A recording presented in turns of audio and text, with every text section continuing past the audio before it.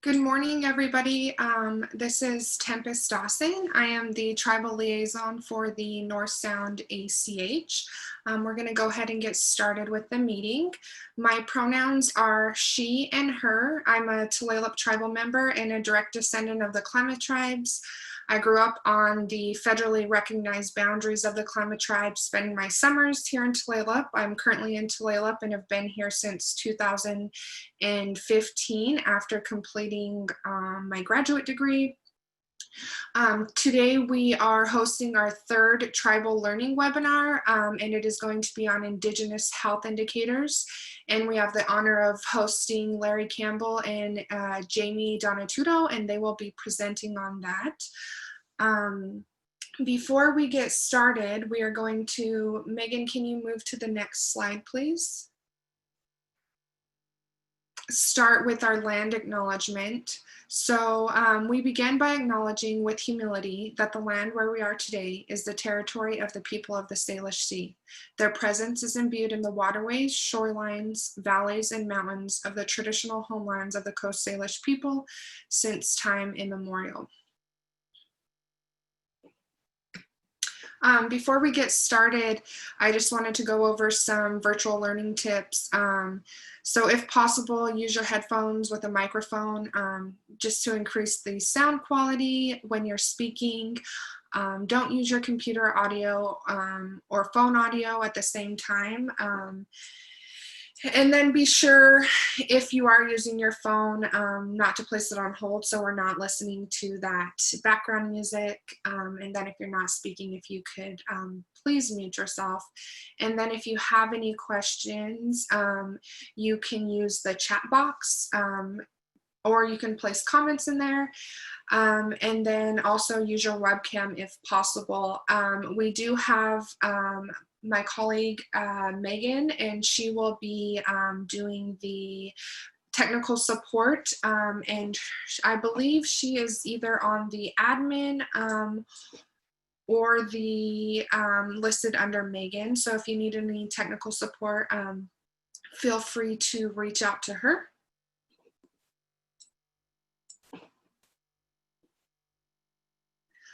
So this is just an infographic of the Indigenous health indicators that Jamie will be sharing more on later. And then before we get started with Larry and Jamie, I just wanted to read off their bios before we get started. So Larry Campbell is a Swinomish elder, and he is also a staff member and has worked for the Swinomish tribe for almost 40 years. He has an extensive background in cultural resources, tribal policy, government-to-government relations, and community health. He has a Bachelor of Arts degree in tribal government, and he also co-manages the Swinomish Community Environmental Health Program along with Dr. Jamie Donatudo. Jamie has worked for Swinomish for 20 years, and much of that time has been in collaboration with Larry, developing and implementing community-based Indigenous health indicators. Jamie is a researcher and practitioner with a current focus on evaluating tribal health-related impacts from climate change, developing community-driven adaptive management projects, and managing a Coast Salish Foods and Resources community education program. Jamie completed her doctoral studies at the University of British Columbia, Vancouver, Canada, in the Interdisciplinary Graduate Program of Resource Management and Environmental Studies. And with that, I will turn it over to Jamie. Hello, everyone. Good morning. Thank you for joining us today. Excuse me. And thank you, Tempest, for inviting Larry and I to speak. I'm going to share my screen. Let's see.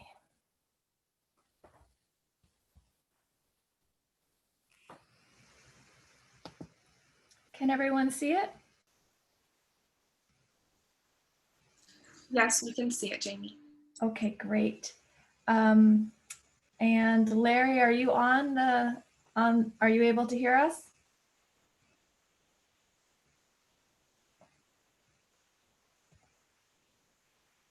Larry's having some technical difficulties joining, so hopefully he'll be able to tune in soon. Tempest, thank you for the introductions of who we are. I know this is North Sound, so most of you know where Swinomish is, but just to give you a bit of an idea, this particular map just demonstrates where the reservation is. So we're east of Anacortes, west of Mount Vernon off of Highway 20, the southeast portion of Fidalgo Island. So the tribe is 90% ringed by water, and signatory to the 1855 Treaty of Point Elliott. And whenever Larry's able to speak, I'm sure he'll be chiming in very soon as a knowledge holder. So I don't think that I need to give an answer to this because everybody on this particular webinar knows it has a definition of health that fits really well with what you do for work and also probably how you feel about health in general for yourselves.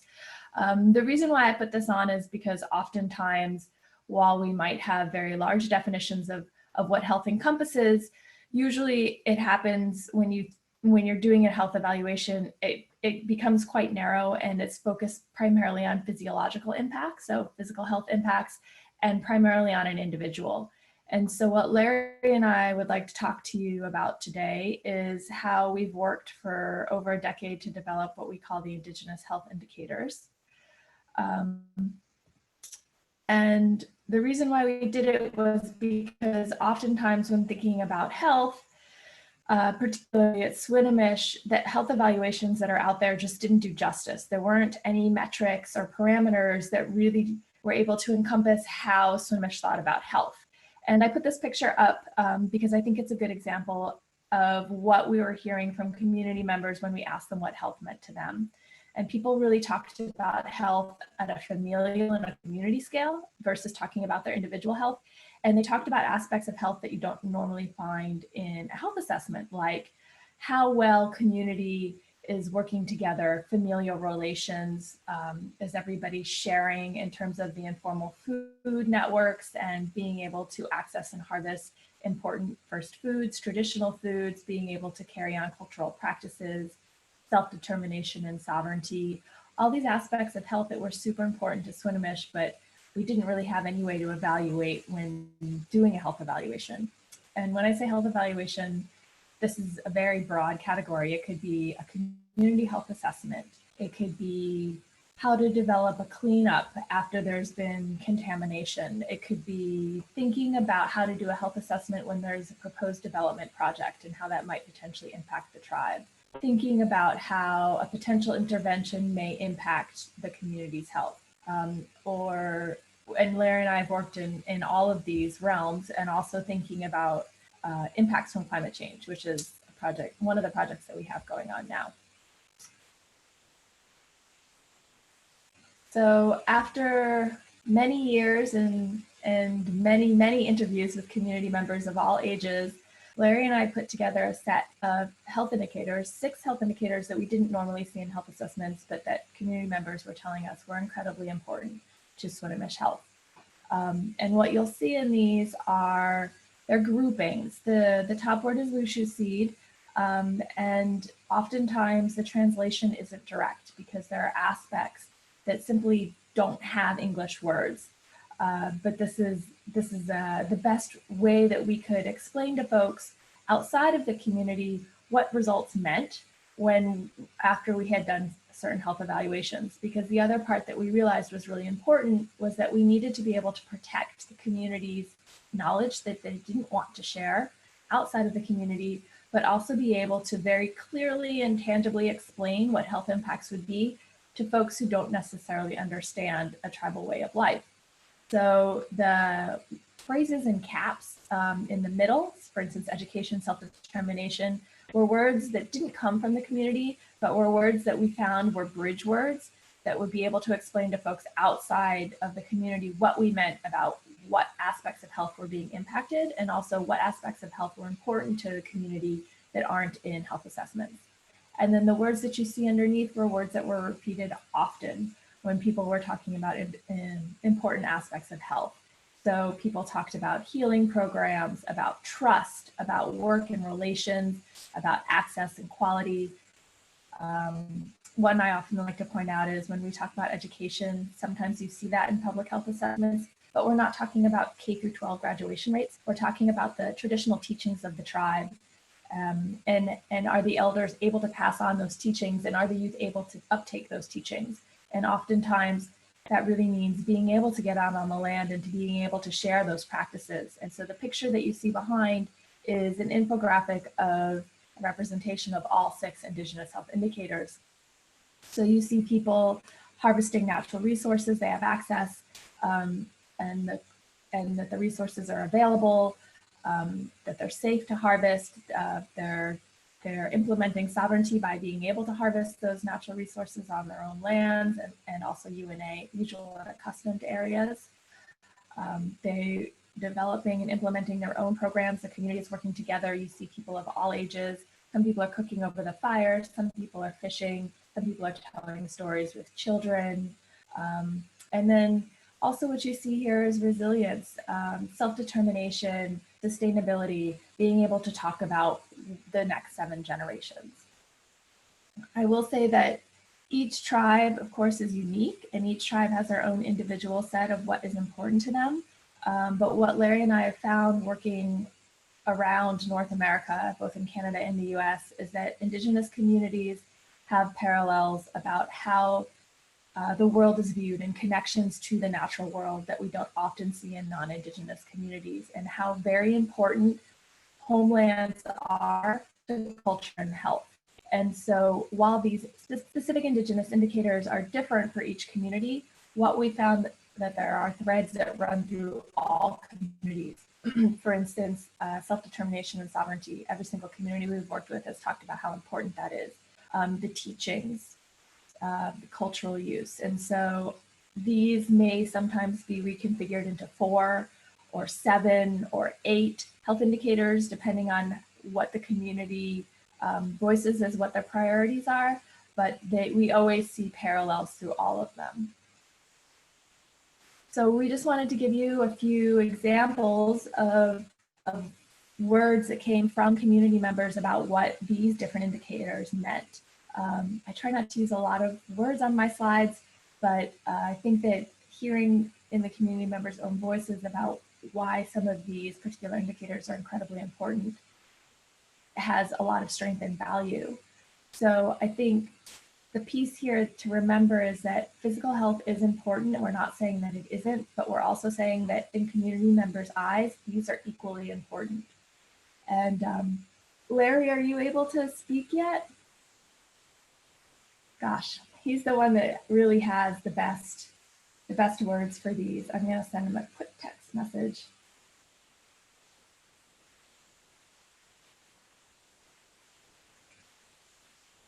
Sorry about the technical difficulties. Jamie, it does look like he called in on a phone.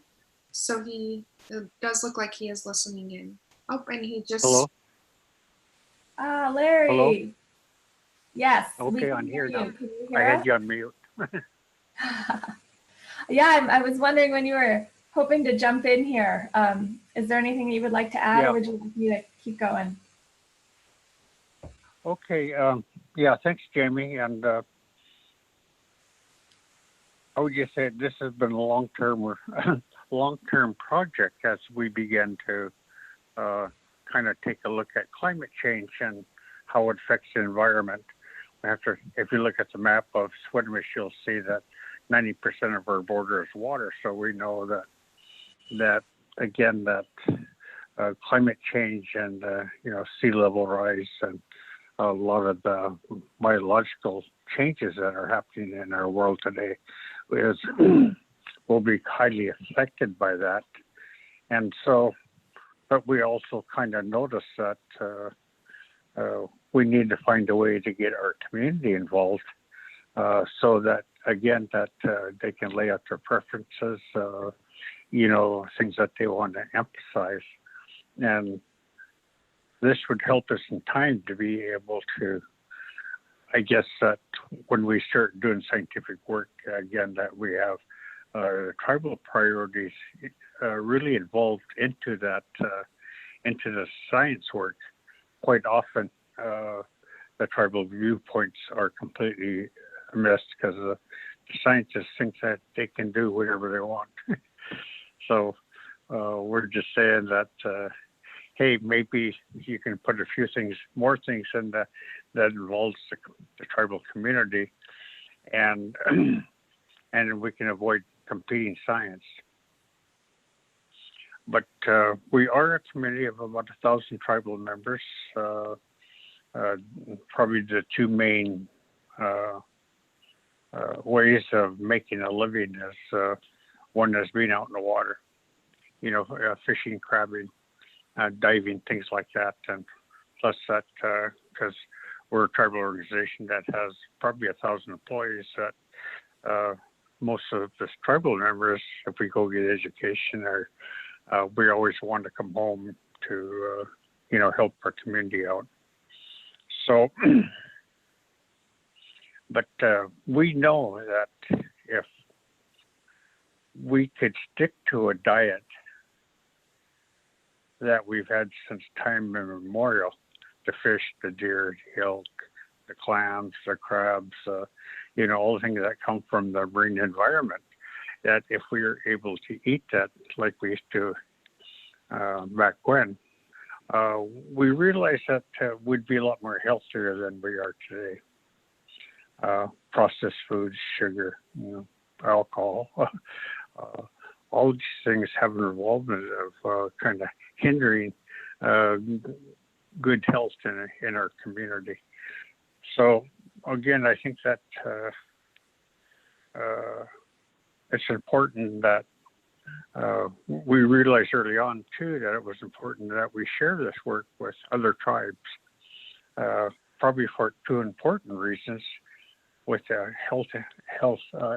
health indicators, is that we could, tribes like to help each other. We like to share our successes and our failures so that, the other tribes can avoid the same mistakes, or they can take this work and run with it and bring it to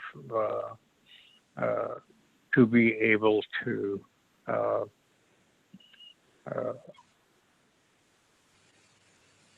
use in their own community. And so we kind of give them a basic outline of a process of how we use, but hopefully they will take it around according to what their traditional foods are, or what their unique problems are, and what their unique culture is, in order to be able to design a program of this sort. Jamie and I, originally, we kind of grew up at the planning department, and now we've moved on to have our own little office of community environmental health. So one thing is, it is kind of hard to sometimes to get your tribal community involved into projects of this nature, but we've been fortunate to be able to do that because they see what we're working on, again, as their priorities. So a lot of our work has just been able to draw out those priorities in our tribal community. And of course, anytime that when Swinomish time we have some kind of gathering, you don't get people to come unless there's food. And so we have a lot of meals here. That's one thing we know at Swinomish is food and how to feed, a crowd of 500 or 600 people. So by and large, the preferences of our community was, the first foods and teachings beyond that. One of the things that one of the health indicators basically has been, the teachings, the education, is that there are a lot of books written about this stuff, but at the same time, I think that we don't want to lose our connection between the elders and the young people. We want them to go to the elders and ask them, how do you do this, or when do you do that, or the ins and outs of how do you process and how do you get to process a traditional food. So, and that can be talked to about through these projects. I guess the ideal circumstances is that I was saying I'm a traditional person. I believe in oral history, but at the same time that I read whatever I can, and sometimes what I read from anthropology documents are questions that I could ask the elders here, who have a good impact on it. So we've been finding out the Indigenous health indicator has been effective in our own community here, and like Jamie said, we took it to the state of Washington, we took it to Alaska, and to 4 or 5 tribes across the nation, just to be able to expose them to that and see if they wanted to do a similar process. It will give them to start, just taking that framework and then adapt it to their own community. So we feel by sharing our work, it is important that if we get more of the tribes doing this type of work, it would probably be easier to find funding for it, because it will be, maybe a nationwide emphasis on traditional foods, traditional medicines. But it's also an opportunity to begin to track how is climate change affecting these first foods and first medicines. 35 years ago, one of the elders from a neighboring tribe talked to me. He said, I know where all these foods and medicines are, but when I go there, they're not there. So what happened to them? Did they die off? Did they move somewhere else? Still trying to figure that out. Maybe take, for example, I live on about 4 miles away from the main village where most of our people live. And we did some road improvement there. And from my house about a mile down the road, it was just wild with salmon berries. But when the county come in and did road improvements there, I don't know what they did to salmon berries, but they're not there anymore. But whatever they did to expand the road killed off the salmon berries pretty good, and they haven't come back yet. Maybe these are the things that we would look at through our priorities and work with our scientists to figure out what is going on there, and to looking at short-term and long-term goals. We are a community of, and what I'm proud to say is that we're very traditional and we're very progressive. We've gotten now to the stage where we can be quite effective in communicating with the outside world. But being tribal folks, we are also very private and very secretive. So for a lot of people in our community, we don't like sharing our culture or teachings with outsiders. But we're starting to learn how to do that. So again, that we think it's important to, as time goes by, that we can gain support too from our neighbors. Am I forgetting, Jamie? I think you covered basically all of the all the 6 Indigenous health indicators. Thank you. I mean, one thing that I didn't mention and Larry really was good at bringing up is that the Indigenous health indicators take something that's very intangible and very difficult to evaluate and uses traditional foods, what we call first foods or community foods, as proxy measures to look at these different aspects of health, because those foods really connect between the homeland, the culture, and the health. And so they're very tangible ways of evaluating where the community is at. And we're going to show you an example of exactly how we do that. So we can quickly run through these, and we can share these slides if anybody wants to look at them afterwards. One thing, I think another thing that may be helpful to think about is from elders, I've sometimes heard, you know, I've gone to the doctor, I have an ailment, I've gone to the doctor, but the doctor says there's nothing wrong with me. And that's because it's not a physical ailment, it's a spiritual ailment, but it's manifesting in pain in my body. And I think sometimes if you're a medical doctor or practitioner, it's really hard, and you're not familiar with tribes, it's really hard to wrap your head around that, but it makes a lot of sense if you are in a tribal community. And so I think these indicators are one way to help people to gain a bigger understanding of what health means to Indigenous folks, and maybe be able to help them with alternative solutions to what it is that ails them. I'm noticing that we're getting a few comments. Yes, share the slides. Yes, I'll be happy to do that. I'll try and check the comments as I'm able to go through. And Larry, again, please jump in whenever you want to. We wanted to give you an example of how these indicators work. And so one of the current projects we have, as I mentioned earlier, is working on climate change. I know potentially maybe not a subject that all of you are focused on, but it does definitely have very physical ramifications for community members. And so this is a picture on the reservation during a massive flood, as you can see, which it wasn't a storm, as you can tell. It was king tide in the winter with very low pressure, with a very low pressure system, and essentially coupled together, the reservation is, as we said, surrounded by water, very low lying, flooded significant portions of the reservation. So Swinomish has never argued about whether climate change is real.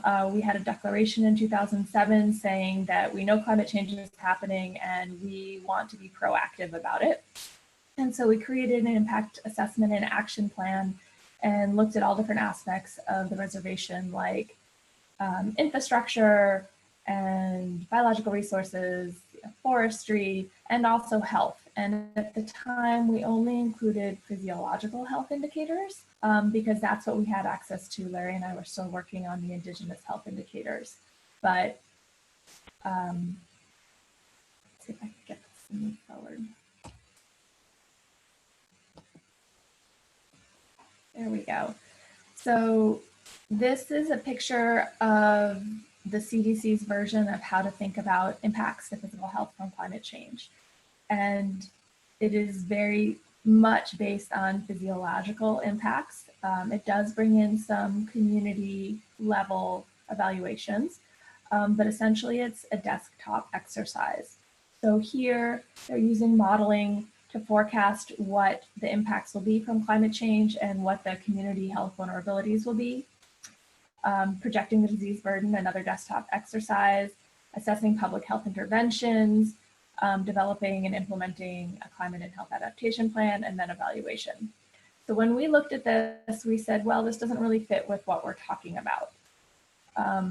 What it does is essentially looks at physiological impacts like increased paralytic shellfish poisoning, asthma events, drowning, vector-borne diseases, heat-related incidences. So while these are all very important, there's this whole other aspect of health for Swinomish and other tribes that you simply couldn't evaluate within the current framework.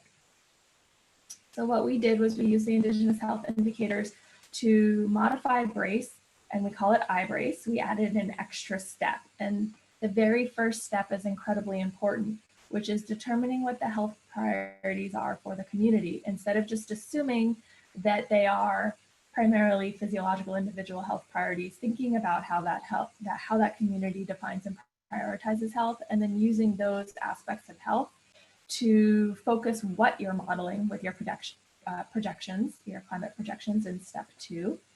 And so what we did was we looked at 3 first foods that were incredibly important for the tribe: salmon, crab, and clams. And we projected what sea level rise and storm surge would do to those 3 particular first foods habitats over the next 50 years. And then instead of doing it as a desktop exercise, we distilled those climate models and we brought them to the community and we asked them what they thought. And based on the feedback that we got from the community, we identified adaptation measures and developed our plan based on what the community priorities were. So in this case, salmon, crabs, and clams were what we focused on. They're not the only traditional foods that are important for Swinomish, but 3 treaty foods that we felt were really important, particularly in light of how low-lying the reservation is and how it's surrounded by water. So again, another way of thinking about it, in changes in habitat and structure of first foods areas, there are many things that could potentially impact it in terms of effects of climate change. We look specifically at sea level rise and storm surge at these nearshore areas, and we looked at the 3 first foods and what the impacts would be on the Indigenous health indicators for the tribe. So these are some of the modeling results that came out of the work. We partnered with USGS and they gave us some great data, but I personally have a difficult time reading these, and I certainly would not bring them to the community. We wanted to make sure that we were using information that was easy to understand and clear. And so what we did was we took aerial photos of different areas that were really important to the tribe and where these first foods were. This particular one is called Lone Tree Point. If you're at all familiar with Swinomish, this is a very famous site. We looked at the habitats of these first foods and how sea level rise and storm surge would impact them. We color coded them into a low, medium, high, and high risk. And these are the types of pictures that we presented in the community and then asked for feedback on. And the way that we did that was by going to where people are at. So we went and spoke with clam diggers when they were out digging clams, showed them some of those maps, asked them what they thought their priorities were. We held luncheons with elders who weren't able to get out into the field anymore and asked them what they thought about what the projections looked like and what their priorities would be. And this is what we found. And so why I'm showing this to you is because while these are in some regards, intangible way and very difficult to measure concepts about health, you can rank them using basic Likert scales. So, instead of using, for instance, natural measures like number of people who have a particular incidence of a disease, you can ask folks what potential impacts would be using a constructed scale. It doesn't have to be a Likert scale, it doesn't have to be a number scale, it could be a color scale, it could be a narrative scale, very good to very bad. We used a Likert scale. Essentially, we asked folks to look at the maps that we had, what the impacts would be, and then knowing that all these Indigenous health indicators are important, which ones did they want us to focus on first? So we weren't asking them to say which ones were important and which ones weren't, because we knew that they were all important, but we wanted them to think about which ones they felt would be most impacted and the ones to really focus on first. And I'll tell you, this surprised me. These results surprised me. I thought that natural resources security would be first. And I thought the self-determination would be up there too. But what I was told was education is the most important. And that's what we need to focus on first. The teachings of the tribe and being able to continue to pass those down. And by being able to do that, we'll have the next generation who will be able to work on all these other issues. So that was really positive to hear. And just to show you some examples of adaptive management planning based on this, we created the 13 Moons teaching program. So this is a picture of how the 13 Moons seasonal cycle works. There are 13 moons. Each one has a different name. They're reflective of what's available in that time of season in terms of traditional foods and medicines, and how to go out and prepare them. And so we now have a curriculum, which I can show you. It looks like this, quite a thick book of activities during each moon that are informal activities done outside of the school system and are activities for community members of all ages to really get out there and be able to pass this knowledge on to the newest generations. These are a couple of the things that we do, talking about identifying clams, why tides work, painting clams. The kids paint pictures on the clams and then gift those clam shells to someone important in their family. The other thing that we're working on in terms of natural resources security is we're developing the first modern day clam garden in the United States. This particular picture is from BC. This is an ancient indigenous technology that's been used for thousands of years. You build a very low-lying rock wall below mean low tide. It creates a bit of a platform behind it, almost like a stair step, where the papers have proven, the recent scientific research has proven, and indigenous people have known for thousands of years, it increases both the diversity and the population numbers of bivalves and other species. And so these clam gardens have been tended, as I've mentioned, for thousands of years and are an important way to be able to have a food source, because these rock walls, you can migrate them as sea level rise increases and storm surge increases. These can accrete up the beach area, and there is evidence of that as sea level has risen and fallen over thousands of years in the Sailor Sea. These clam garden walls have moved. This is a side schematic of exactly how it works. You have the top image is one without a clam garden, the bottom image is one with a clam garden, so you can see the low-lying rock wall on the left-hand side, and that there are a lot higher density of species behind that rock wall.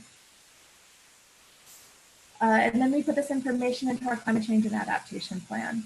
And so this is obviously an example of how it works with climate change, but there are many other ways, as I mentioned earlier, to bring in Indigenous health indicators in all sorts of planning. We've used them in community health assessments. We worked with one tribe who developed a public health department based on their own Indigenous health indicators. So there's many different ways that they can be used and also connected to physical health indicators.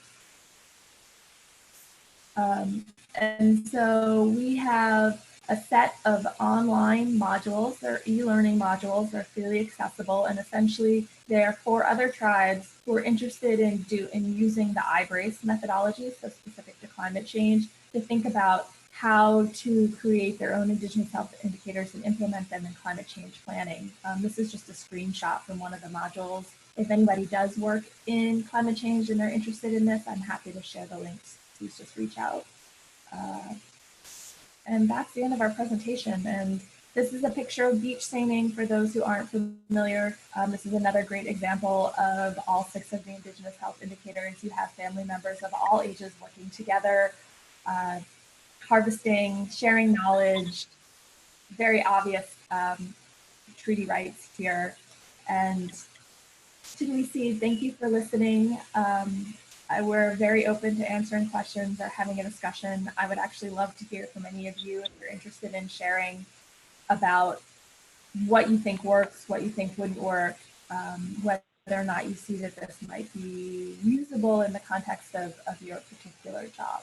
Tempest, I'm going to stop sharing my screen now.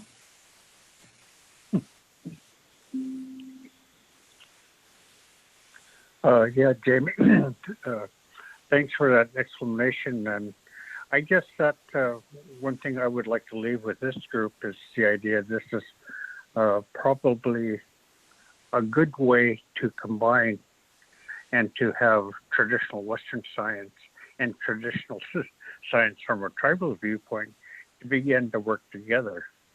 And for the most part, up till this point, we think that Western science has ignored, tribal knowledge on these important resources. So again, we have to work in both ways because of the way that the world is structured. Not only for achieving grants and things like getting grants, doing reports that we can show the professional output to our funding agencies for that, but also being able to show this and to work with our own community. I think before we started doing this project, a lot of our community members thought, well, this stuff will always be here. And of course, the salmon now are disappearing too. We get very little fishing time anymore. So again, climate change is really starting to affect these. One of the other things that we have is that we talk about when we eat our traditional foods, the crab, the salmon, the clams, deer, elk. when we eat that, we call it feeding our spirits, you know, that we need it because it's spirit food. It helps our spirit grow. And having a healthy spirit is almost as it leads to a good, healthy body. So just another aspect of health, good mental health, good, I guess be one way to describe it, and how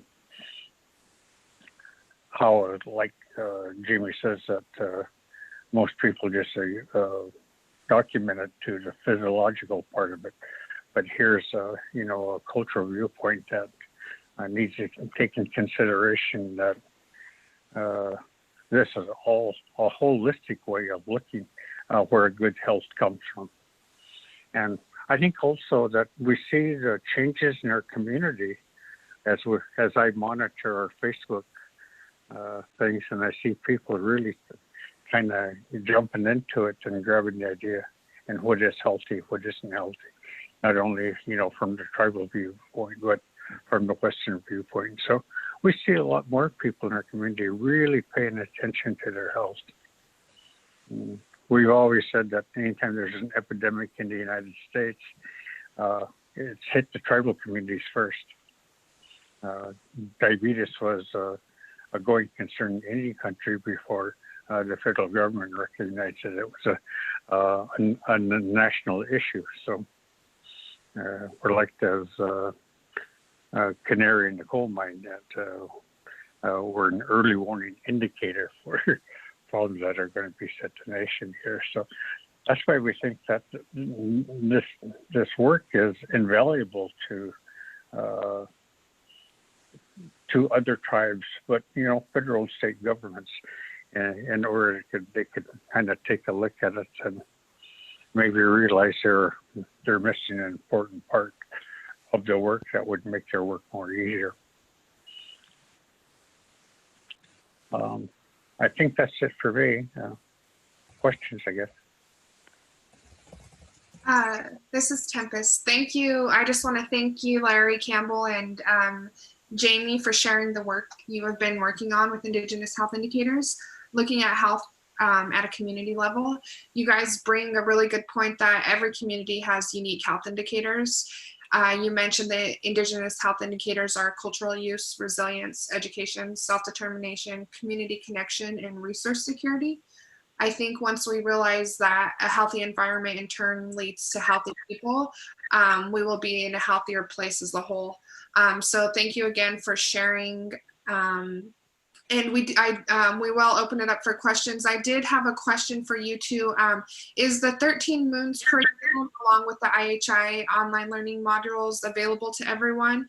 And the second part to my question is, have you found your tribal members utilizing the curriculum and maybe picking more berries? Or I haven't seen the curriculum, so can you explain if you found that your tribal partners are utilizing that and eating more traditional foods? Sure.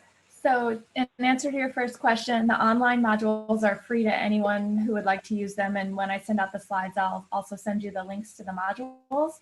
I will warn you that they were put together by a couple of us who are not graphically gifted. We did our best, but there are links at the very end to an evaluation. And so if any of you do look at them, please give us your feedback, because right now we're looking for funding to improve them and to make them more applicable to tribes across the country, because Larry and I have certainly gotten questions about how to do the work, and we just don't have the funds to be able to fly everywhere. And so we're hoping that the modules are a great way to explain the work. So we're very open to feedback, good, bad, ugly, please give it. In terms of the 13 Moons curriculum, it's not available online. We do have paper copies. We have not a ton, we're limited, but I'm happy to send a few out. So Tempest, if you would be a good liaison to send them to, I'm happy to do that. I'm not sure who the best person is, but just let me know and I'm happy to send out a couple to share around. They are based on increasing knowledge about traditional foods, including berries, and we implemented the curriculum, started a couple of years ago, and we have seen a slow rise. I mean, of the number of people who are interested in the workshops. It's been really cool because sometimes we'll have a couple workshops and an elder will show up and be so excited to share knowledge with the youth who have shown up, because sometimes the youth don't necessarily ask anymore. And so we're really working on reconnecting the intergenerational knowledge transfer in that way.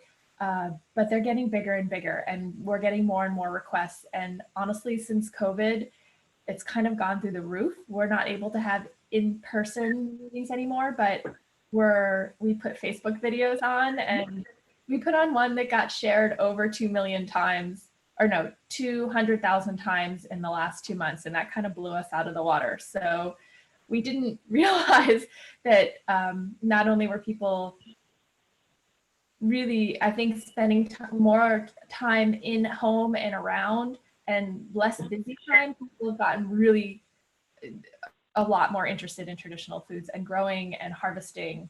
So that's been, I guess, one positive aspect about the pandemic. I hate to say that because I don't think there's many positive aspects about a pandemic, but yeah. Did those answer your question? If I can go along with that, I think when you look at the either hidden or the subtle message of 13 moons, it talks about the idea that we had like a 13-month calendar, to where the calendar was broken up on the times of the year that you process certain foods. And but as time went by, then we were forced to adopt to a 12-month calendar. And I always like to say that it's got us out of our rhythm that we've had since time immemorial. And we think that's another good part of good health, is getting into the rhythm of life, and that coincides with Mother Earth. And then and then that also leads to good health, again, because you're doing things in a timely fashion, in a way that you coincide with the rhythms of the earth. And it will, in the long run, it will make us more healthier, peace of mind, just doing what we did from time immemorial. But again, that we have to alter it too, because of the contemporary situations in today's world.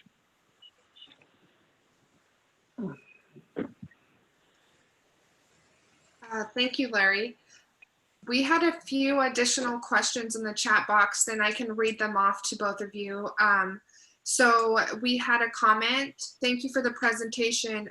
For Larry and Jamie, do you have any specific ways that non-tribal health-focused organizations can support or advocate for Indigenous health indicators work or Indigenous environmental impact work in a sustainable and authentic way, while deliberately upholding, respecting tribal sovereignty and tribal self-determination?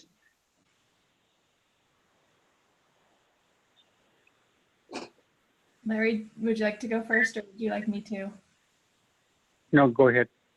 Okay, that's a fantastic question. I mean, I think we're both silent for a second because it's one that we've grappled with for a long time, to be able to think about how to be a good ally, essentially. And I think that there are specific ways. I think one of them is even having sessions like this. Honestly, this is an excellent education session for folks who may not be familiar with traditional Indigenous ways, but also, if you have a group of healthcare providers who work a lot with tribal people, but who don't work for tribes, maybe having a mini session with them about, if, for instance, an elder comes in and says they're experiencing pain, maybe think outside of the box a little bit. Maybe it isn't necessarily a physiological pain, and being able to open up your worldview that there are other ways of knowing and being. And I think, for some folks, that's really hard to do. Not so. I think even having those types of discussions is really important.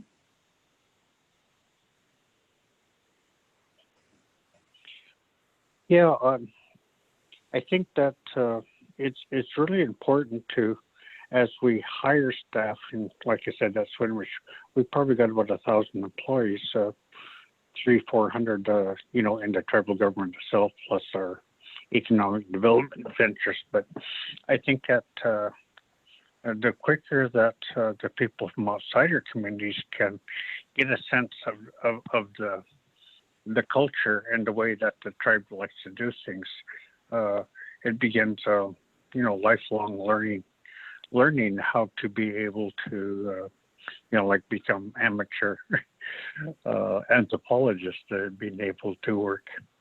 One of the things I do for my tribe here is that I give cultural orientations to new employees. And so kind of my job is to talk about all the services we provide, and more importantly, how we like to do it, and to remind specifically non-union staff that when you look at it from a Western point of view, decisions we make may not look good or common sense, but they make perfect sense to us because our culture is different, and it's almost like going into a foreign country for people who come to work for us. My famous line for the cultural orientations is that it takes us 2 years to retrain you to think like Swinomish, and with PhDs it takes longer.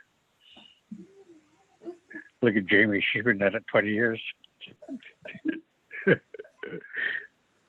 True, but I think you ask an excellent question, and I think that it deserves as rich an answer, honestly, in terms of contextualization of the different options.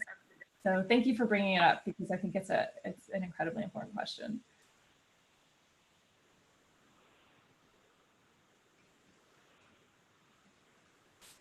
Does anybody else have any thoughts or questions that they would love to share? We love feedback. Jamie, there's another question in the chat box. How did you get engagement from the community? Did you get any pushback or experience a lack of interest from the community? And how did you overcome that? Have you found that you need to alter your engagement approach as you continue this work? Another very good question.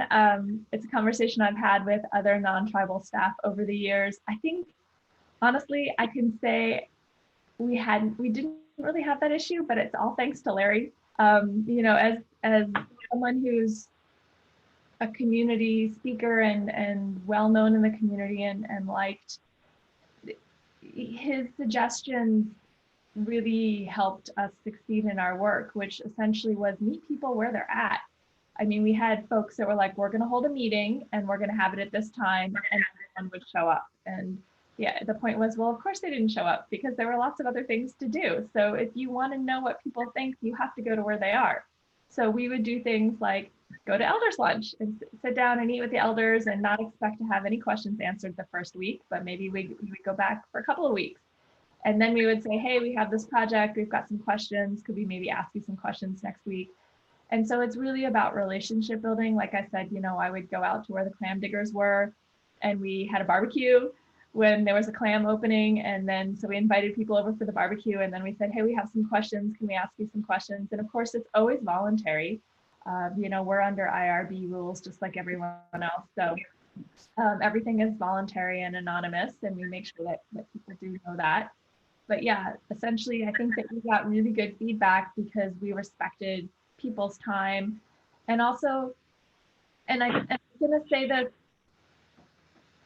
I think it's really important to understand that in the world and economy that we live in, time and knowledge are often commodities, unfortunately, and not from the Indigenous point of view. But if you're going to ask a series of questions, it's important to not only thank people for their time and knowledge, but to provide a gift of thanks, which is a very traditional way of engagement. Whether that be something handmade or even a gift card to a local store, but really an appreciation of the sharing of knowledge. Yes, I think the one thing that our project had, in the early days, like I said earlier, we kind of grew up in the planning department, and because I was at the for a time there, I was the only tribal member in planning department, and our planning staff was pretty young yet. You know, a lot of times some of them were still going to college or just got out of college. Is that they would come to me for advice on, you know, how to make their project or whatever they were doing more acceptable by the tribal community. So like when I first started working with Jamie, I didn't try to change the way that she was doing things because I knew that was important to, you know, the funders and the grantees. So what I tried to do was to make just minor suggestions that turned into major suggestions, I guess you'd say. And so that when we did it in the tribal way, it got more widespread acceptance like that. The other person in our office, Mike Height, she's kind of like our event coordinator. When we needed to, say, hire people or get people to help us through some of the events that we had, because people didn't know Mike, I went with her for about like 3 years to be able to, you know, ask the people if they would come help us. And they didn't know Mike, but they knew me. So as long as I was there, they would say, yeah, okay. But and the other hand is that if Mike went there by herself, then the answer probably would have been no. So, but after a couple of years there, then people got familiar with Mike's work, so she don't need me to do that anymore. Then people appreciate the way the events that she puts together because they're so well organized and they're designated to the community, not a outside culture coming in, but doing it within our own tribal concepts. So there's a lot of things you can do, and I think the difference between success and failure quite often is just having a tribal resource who can help you avoid some of these obvious mistakes or obvious to the tribal members, but which might not be obvious to non-Indian tribal employees.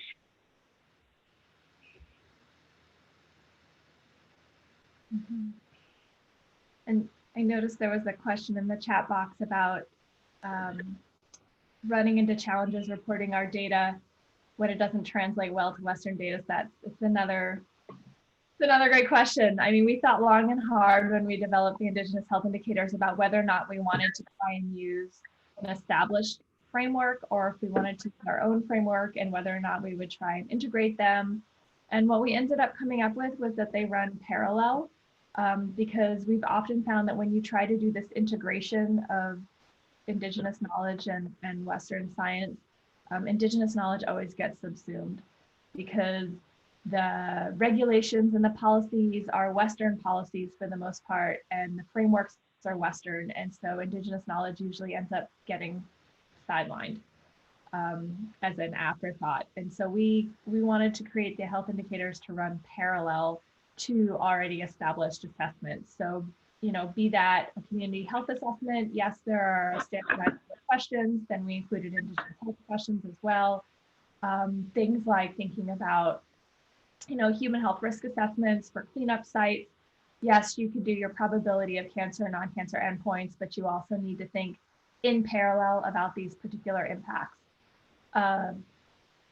Yes, you do run up against issues when thinking about mandated policies, but I think particularly because tribes are sovereign nations, we've found these windows of opportunity to push back, to say, this is how the tribe defines health, and this is the way we're moving forward. And I've found within the researchers of federal organizations such as National Institutes of Health, National Science Foundation, EPA, there's certainly a lot of grant officers who, while not Indigenous, understand the importance of this work and are willing to support it. So we've been really fortunate in that way, that we're able to say we have federal funding to do this work, therefore it shows from a federal point of view that our work is important, as well as from the internal tribal point of view. Let's see if I can.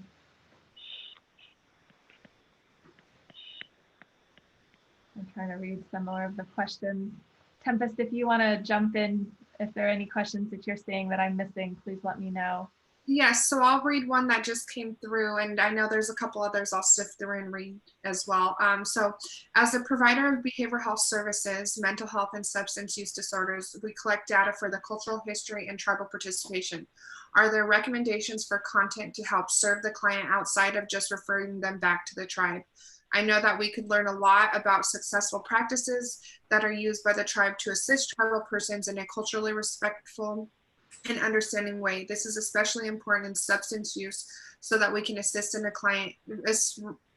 client in resilience and recovery, as well as assisting them in long-term disease management and relapse prevention. So are there recommendations for content to help serve the client outside of just referring them back to the tribe? Definitely. Northwest Indian College, in cooperation with Dr. Stacy Rasmus from University of Alaska, have been working on Coast Salish specific content for substance use for a couple of years, and they've got some really good, they've got great content. Larry's actually, I think, worked with them for quite a while. I can speak more to it, but I'm happy to pass on Dr. Rasmus's information, and they have, I don't know if it's online, but I know that they have, you know, books that you can use where they talk about some of the methods that they've developed in much the same way that we have, but specific for substance use, and going to community members and talking to them about what works best and why. So please reach out to me. I'll share my email in the message box as well. And I'm happy to connect you with Stacy. Yeah, I think as time is going by that we're getting better at coordinating, you know, the actions between the different tribal departments, as well as the surrounding tribes.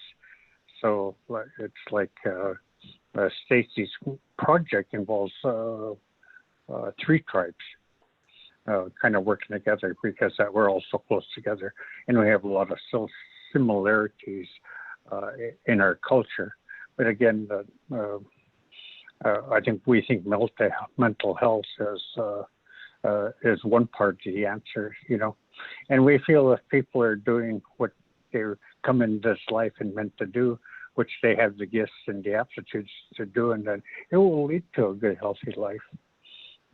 It's like a difference between night and day before 74, before the Bolt decision, and what it is today. That it's really raised the standard of living here in our tribal community, but also the growth of our tribe that provides, jobs and things that our tribal members enjoy doing, was improving the conditions on the reservation.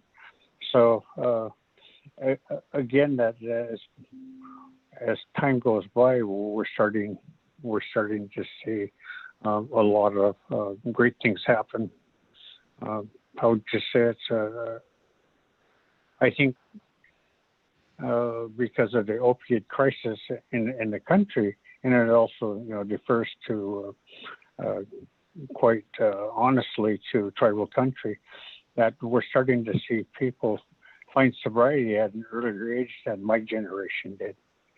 So whether they're hitting the bottom earlier, or it's just that if people want to work, we have the ability to hire every tribal member we have.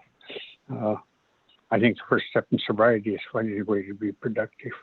And I think that's leads to all good health. If we can find a way to be productive, again, it will lead to a lot of very positive things in our community.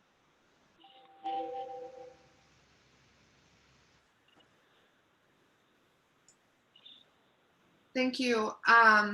Larry and Jamie, another thought was, I'm wondering if you have thoughts on how non-tribal organizations can learn from this work to support the communities we serve while not essentially asking Indigenous folks to provide unpaid labor.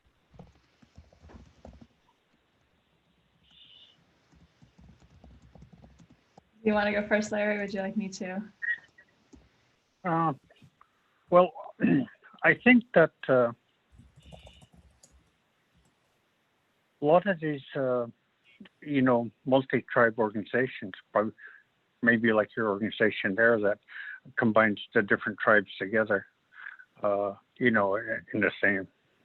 the same project, and be able to help us, discuss our commonalities and our differences. So I think that, and one thing that you've had to sometimes non-Indian organizations, state and federal government, municipalities and county had to be patient with us, because that, in a lot of ways, we're kind of discouraged from talking about our culture, our traditions, our spirituality.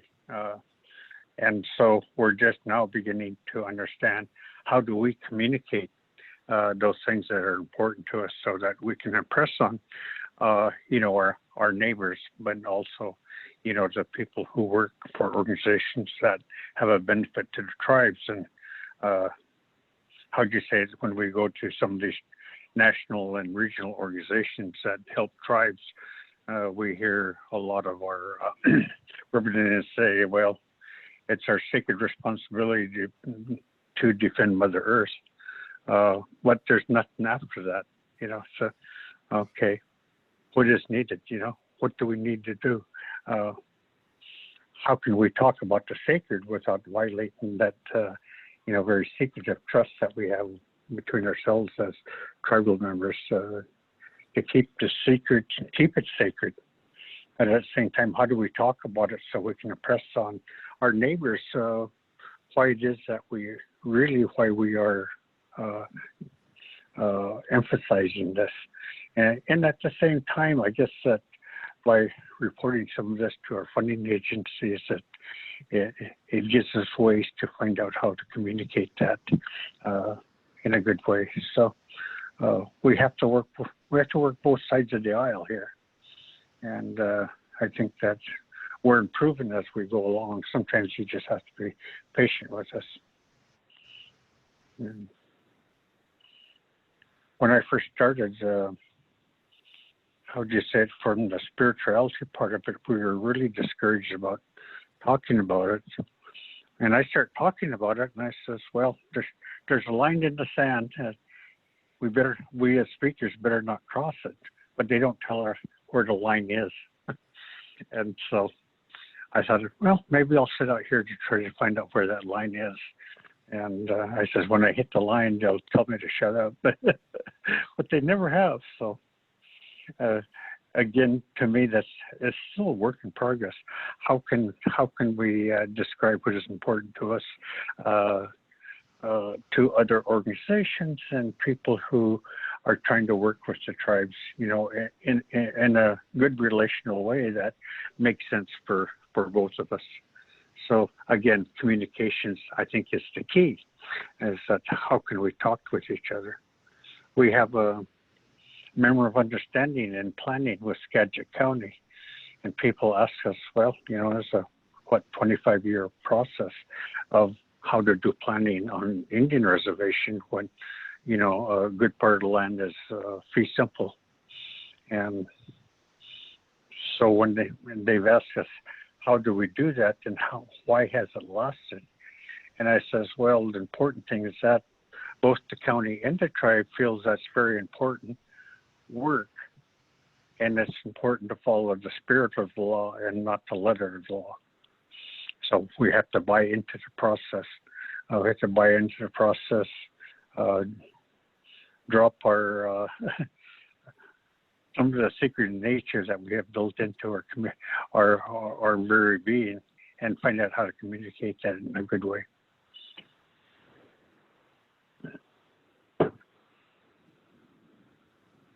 And I will say also, Tempest, even just organizing webinars like this, I think, is a great way to initiate communication from both sides.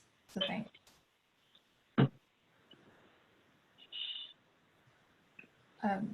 I saw that someone asked about learning more about the methodology of the Indigenous health indicators. So I did mention those 2 online e-learning modules. They are specific to iBrace, so the context of climate change, but they do talk about how we actually develop the indicators themselves. We also have a couple of peer-reviewed publications that I'm happy to share the links to that talk about how we develop the indicators. Essentially what Larry and I did is we interviewed a fourth of the community, of the adult members of the tribal community. And we had a series of open-ended questions.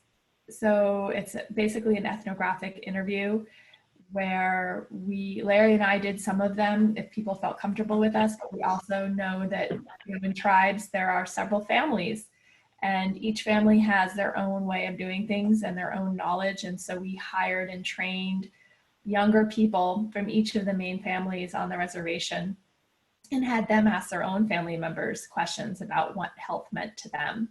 And from that information, we coded all of the 106 interviews, and from there you see repetition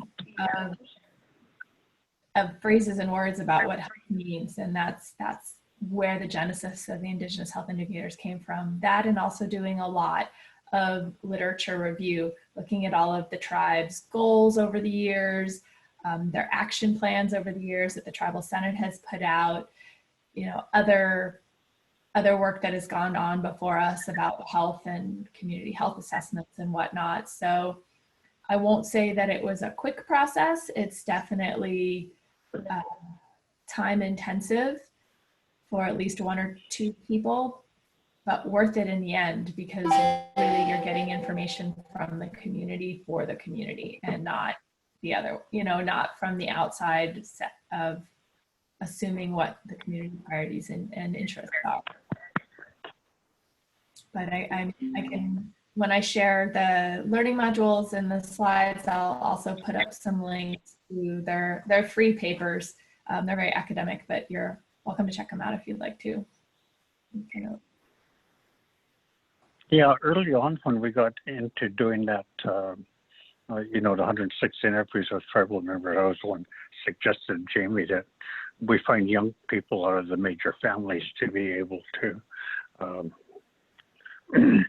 do the interviews of their particular family members and their elders. So I was saying that if I wouldn't approach this elders, they could very well say no to me, but they would not want to say no to their grandson or their niece or their nephew.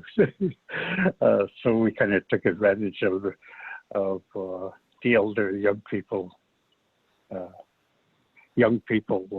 relationship, and that the parents or the grandparents or the elders were happy that their young people were showing an interest into the stuff of the knowledge that they had.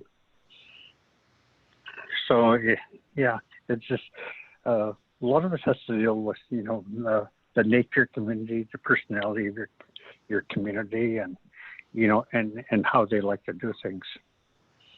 And then I think out of that group there, we picked a smaller group of about 25 people to work more intensely with. And so as we start going along, it start getting more and more kind of a smaller group and more focused, certain, from a very general way to very focused. And I think the one thing that has inhibited tribes' success and so many of the opportunities that we've had is the idea of continued funding.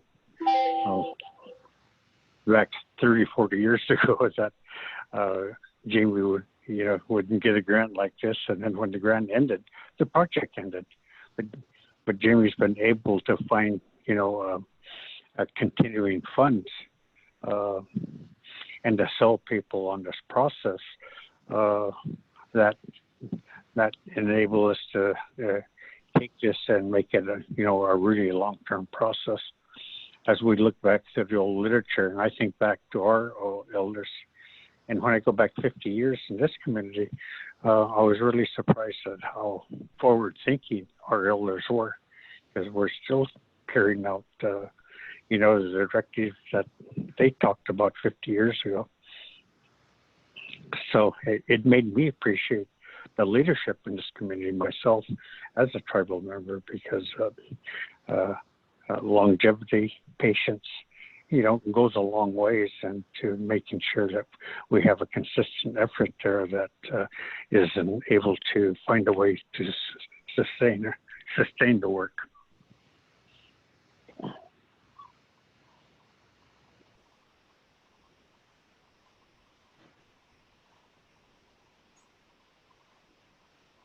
Thank you. Are there any more questions? Feel free to unmute yourself if you haven't written in the chat yet, and you can speak yourself, or you're more than welcome to write the question again in the chat box.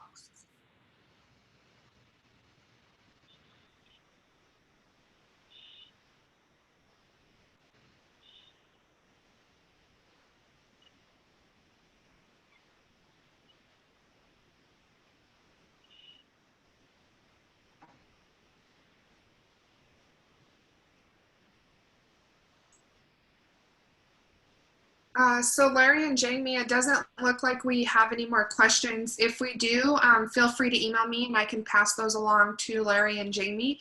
And then once Jamie gets all the Jamie and Larry get all the resources together, I'd be more than happy to share that to all of our participants today. Thank you again for participating, Jamie and Larry. Thank you again for offering your knowledge and insight on Indigenous health indicators. I've been eager to listen to you guys, so I'm happy I finally got to listen to you guys today. I've been finding whatever I could on the web and doing my own research, so it's nice to actually listen to what you guys had to offer and learn from you guys rather than the written materials I found on the web. So again, thank you. To our participants, we will make this webinar available on our website as well. We also have 2 other webinars. Our first webinar, tribal webinar, was on urban Indian policy, and that is already up on our website. That was presented by Esther Lucero at the Seattle Indian Health Board, and then we also had a presentation on traditional medicine and in psychology through an Indigenous lens by Shauna and Annette. So that will be available shortly along with this presentation. Again, thank you both of you for presenting, and thank you to the participants. And I look forward to seeing you guys again virtually. Thank you. We really appreciate it. Thank you for your time. Thank you. Thank you. Bye-bye.